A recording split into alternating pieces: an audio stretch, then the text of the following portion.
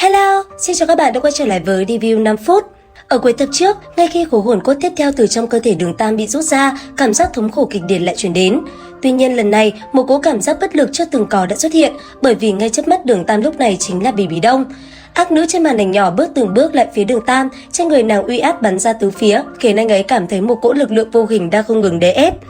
Đi tới trước mặt hắn, Bỉ Đông đưa cho Đường Tam hai sự lựa chọn, thần phục nàng hoặc là đồng bạn của hắn sẽ bị hủy diệt.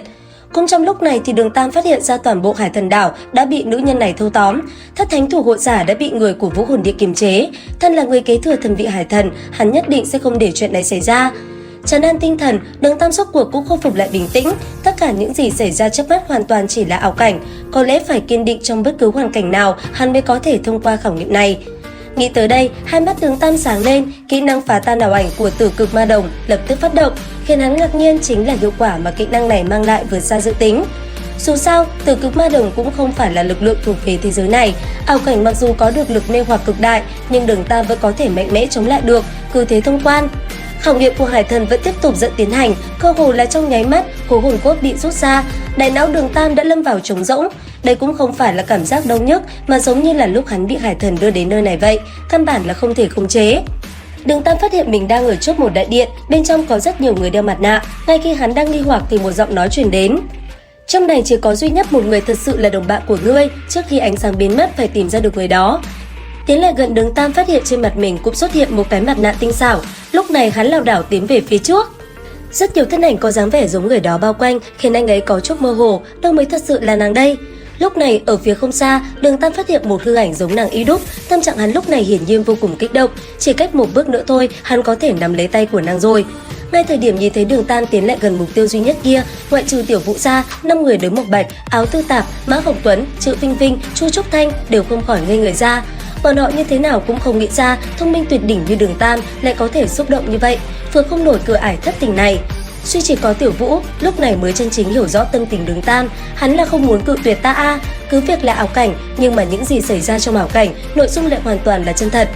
Cảm xúc của Đường Tam đã bị thần lực của Hải Thần ảnh hưởng, tình yêu trong nội tâm hắn đã hoàn toàn dâng lên, lý trí rốt cuộc cũng bị tình cảm phá tan. Chỉ một chữ ái thôi đã làm cho hắn hoàn toàn quên mất là mình đang trong quá trình truyền thừa Hải Thần. Đối mặt với tình cảnh như vậy, trong hoàn cảnh là đang bị bao phủ trong kim quang nồng đậm kia, thân thể không thể cử động được, nhưng Tiểu Vũ vẫn là toàn lực gào thét. Ca, đó không phải là ta, không phải là ta đâu. Thanh âm của Tiểu Vũ quanh quẩn bên trong Hải Thần Điện cũng làm thức tỉnh lại Sử Lai Khắc Vũ Quái, nhưng bọn họ ai cũng hiểu rõ, thanh âm của Tiểu Vũ căn bản là không có khả năng truyền đến thế giới kia. Ngay lúc cả đám nghĩ rằng Đường Tam thật sự đã xong rồi, bên trong ảo cảnh, Đường Tam lại trong nháy mắt ngừng phát lại. Cúi đầu, có chút không thể tin tưởng được nhìn xuống cánh tay phải của mình, sự yêu thương nồng đậm trong mắt Đường Tam cũng không có biến mất, chỉ là đã rời mục tiêu đi. Đúng vậy, hắn nghe được âm thanh của Tiểu Vũ, cho dù chỉ là một tia âm thanh mỏng manh nhất ở sâu trong nội tâm của hắn vang lên. Hơn nữa, hắn cũng chỉ có nghe được có 4 chữ, đó không phải ta. Ngay cả Đường Tam cũng không biết, hắn sở dĩ có thể nghe được âm thanh của Tiểu Vũ cũng không phải là do Tiểu Vũ dùng hết sức mà gào thét, mà do bởi vì hắn cùng với Tiểu Vũ có tâm linh cảm ứng. Vượt qua vô số thân ảnh, Đường Tam tiến lại gần một bức tường bằng thủy tinh màu xanh biếc, vô tình chạm vào, anh ấy nhận ra bản thân đã bị hút vào bên trong một vòng xoáy. Quang mang màu đỏ nhàn nhạt bắt đầu xuất hiện bên trong thế giới trống rỗng kia, hồng quang đó chậm rãi ngưng tụ, huyết hồng cửu cùng những dây xích bất ngờ xuất hiện trước mắt Đường Tam. Thân thể hắn lúc này cũng đã không thể khống chế, hoàn toàn xung nhập vào bên trong thế giới đó. Hắn muốn khống chế Tử Cực Ma Đồng của mình để phá vỡ ảo cảnh trước mắt, nhưng căn bản là không thể làm được. Đường Tam ngừng bước, hơi sửng sốt một chút, trước mắt hắn bây giờ chẳng phải là Tu La Thần hay sao? Đường Tam rõ ràng ý thức được bản thân không sử dụng Hạo Thiên Chùy trong quá trình truyền thừa, không hiểu vì sao thần lực Tu La lại có thể xuất hiện quấy phá khảo hoạch Hải Thần. Đến đây thì cũng hết tập 259 Đấu La Đại Lục. Các bạn có tò mò về diễn biến tiếp theo hay không? Cùng theo dõi kênh để biết thêm chi tiết nha. Video đến đây là hết rồi. Xin chào và hẹn gặp lại.